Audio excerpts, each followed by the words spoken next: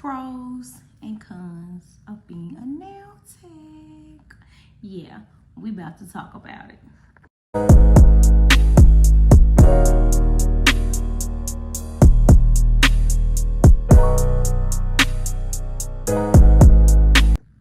Hey y'all, welcome back to Ebb Ko. As you know, I keep it real and real authentic over here. So you want to be a nail tech, or you want to become a nail tech, or you are already a nail tech, let's talk about it. Let's talk about what it takes to be a nail tech. Today I'm going to discuss some of the pros and some of the cons. Now I'm not going to list all of the pros and all of the cons, but we're going to talk about the ones that kind of get the skin crawling, the ones that make you want to punching.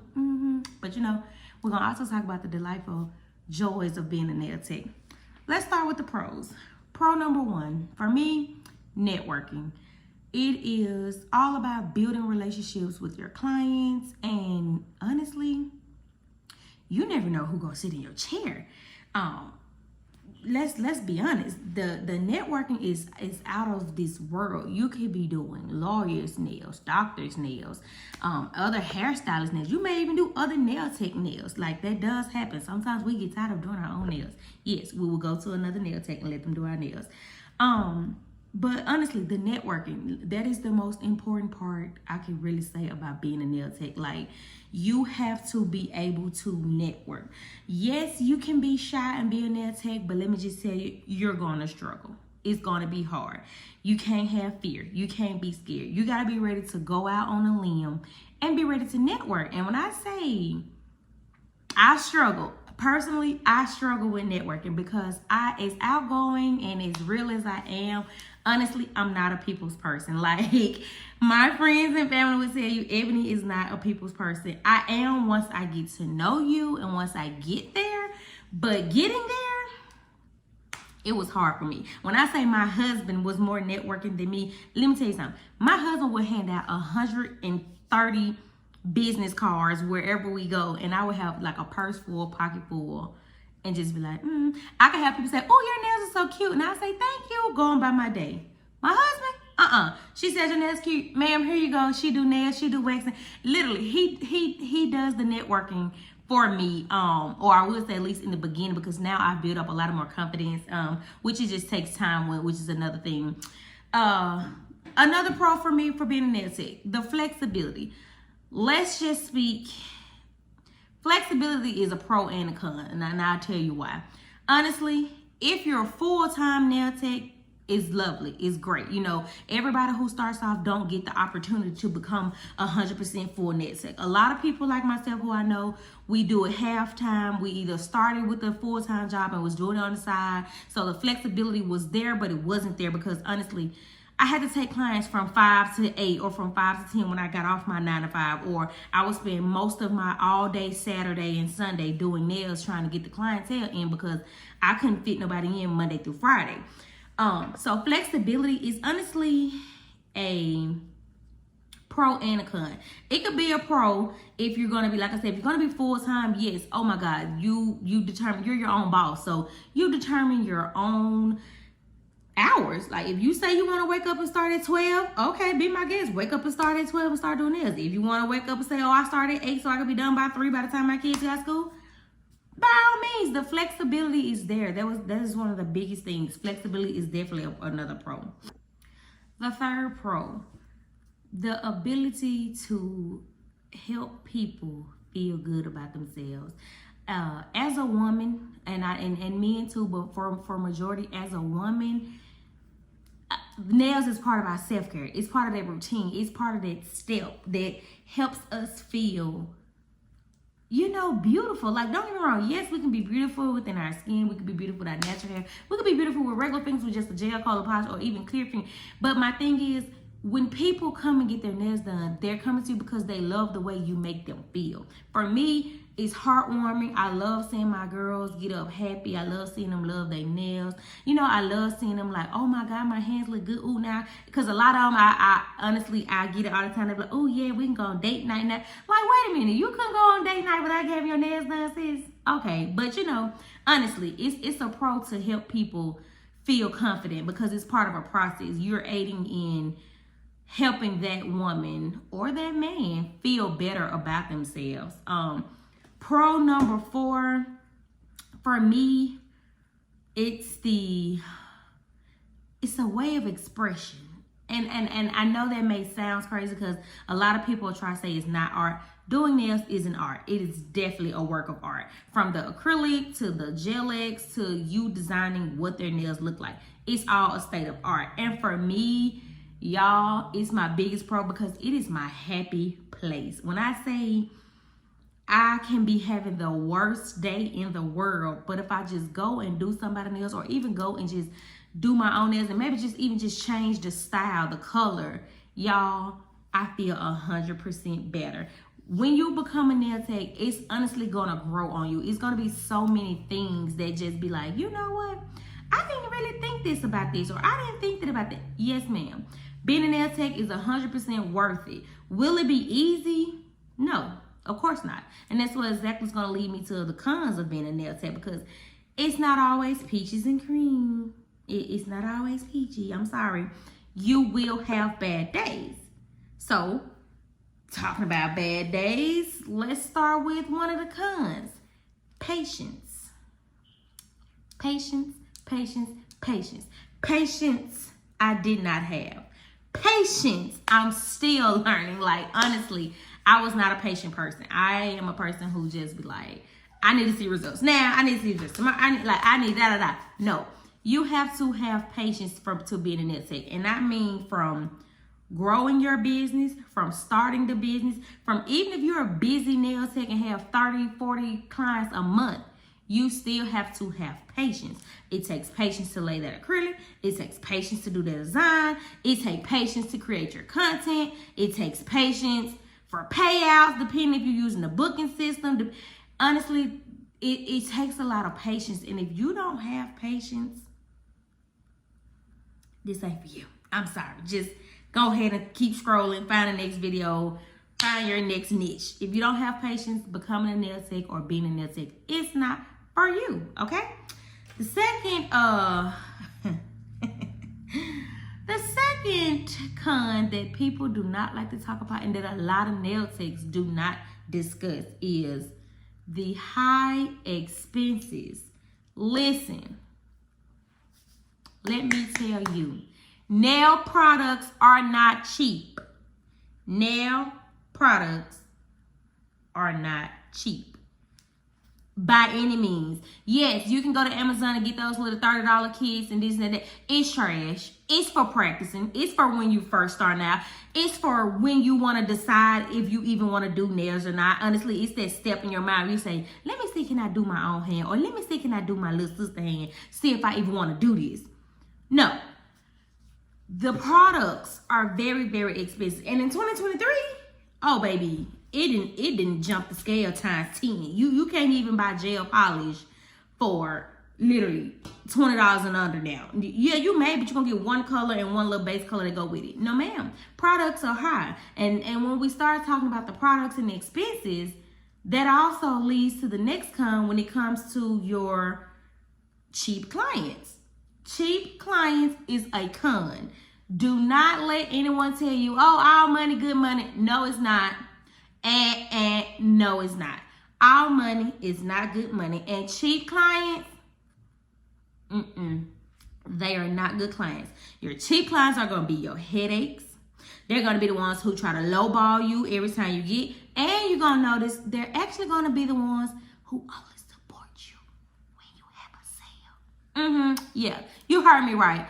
The cheap clients only support you when you have a sale or a special going on. If you do a 2 for $25, not in 2023, I'm just stating numbers. Or 2 for $50, bring a best friend, you know, both of them pay $20 a piece and boom. Not realistically, do not do a 2 for $50 nail. Nothing unless they getting some stubs. Dead low. No ma'am, products are too high for $20 nail sets. I do apologize. Sorry, not sorry. But cheap clients, they are a con. They are a headache. They're gonna make you want to scream, holler, and punch people, okay? You're gonna learn to block a lot of people throughout this process, and I'm just stating the facts. I'm gonna keep it real with you.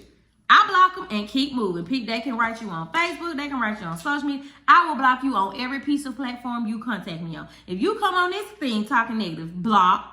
If you come on Facebook, Instagram or Facebook negative, block. Approach my cell phone. Double block. I might block you then, unblock you then, just to block you again to let you know how serious I am. Like, no ma'am, that's a con for us. Those cheap clients, that is a con. And honestly, that's how it happens. The high expenses is what makes, you realize your worth. You're like, hey, I just spent $130 at the nail supply store. And can you tell me what I got? Some nail tips, maybe one acrylic powder, maybe a gel polish, and some few designs. And the acrylic, they're not even the big bottles anymore. They're the little bitty, maybe this tall, this. Baby, that's about 2-3 nail sets. And maybe a full nail set and a couple of fill-ins. Just depends. Let's speak realistically here. We're not doing it. 2023, we're not doing it. I'm sorry. They cheap, let them go. Now, don't get me wrong. And this is my point. Because if you're thinking about starting, or if you're a beginner, you're going to think you have to accept every client, because you're going to think it's like building your clientele. No. Incorrect. One of my biggest downfalls, when I first started, oh my God, I was burnt out. And I was honestly to the point, I was like, I don't even want to do this anymore. I just want to do my own hand. And I hit that stage. I only want to do my own hand. And I was like, I don't want to do anybody else's hand, because it was a headache. But no, then I learned my worth. And you will too. As you keep doing this process, you're going to sit down, you're going to start looking at things. And especially if you're like me, you have a suite. With that suite, it comes suite rent that's due weekly. Some suites make you pay lights and water. Luckily, mine is included. It just depends. Either way it go, all of your expenses are going to start adding up. And you're going to start thinking to yourself like, okay, the $30 sets, they got to go. They're not paying any bills. I do what? 3-4 $30 sets. I still haven't even made my suite rent. Because most days, I don't know where you stay, but for here in Texas, baby, suites are running $150, $200, $250 weekly. $30 nail set's not going to get it. I'm sorry. Or unless you're going to be doing it at your house. And don't get me wrong. You can honestly do it at your house if that's what you please. Me, I'm an energy person. And I just don't like people knowing where I live. And I don't want all those different energies coming in. And at the same time, this is the place where my kids lay their heads. And I'm going to explain more why of that, because we're going to go into number 4. Number 4 con, difficult clients. That is one of the biggest cons of being a nail tech. Difficult clients. Let's just say there's a difference between difficult clients and cheap clients.